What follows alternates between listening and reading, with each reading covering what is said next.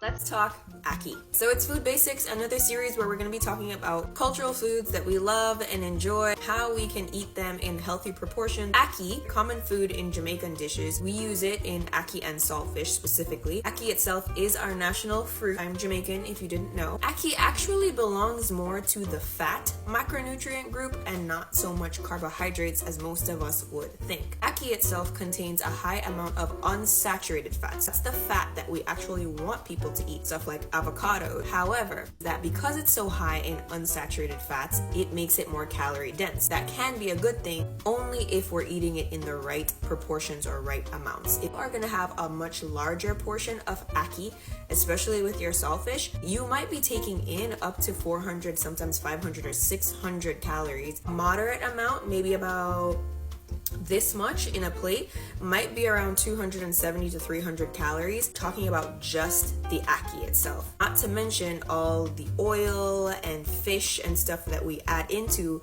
the ackee and saltfish dish itself. Ackee itself, great food, good for unsaturated fats that helps with heart health, increase our calorie amount. You want to be careful if you are consuming high amounts of ackee frequently and not actually going to be doing work that's going to help you burn that off. You're going to be eating ackee, you want to add some protein source to it, which is why we tend to eat it with saltfish. If you are going to eat ackee, you want to make sure that you eat it when it's ripe. You do not want to be the one to open that ackee fruit. It contains a poisonous gas inside of the fruit itself. If you eat unripened ackee, you could actually die. Disease that I learned about in medical school. It has very significant effects on the body and can cause death. I hope this helps. Ackee itself is really great as a macronutrient full of nice healthy fats that are great for our heart health, our bone health, and muscle development, but it's not very high in protein. So you want to make sure you're adding in that protein and making sure that this is not something that you're eating on an everyday basis. Too much of a good thing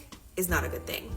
If you have another fruit or food or anything that you'd like me to talk about in this Food Basics series, drop them in the comments below. Bye guys!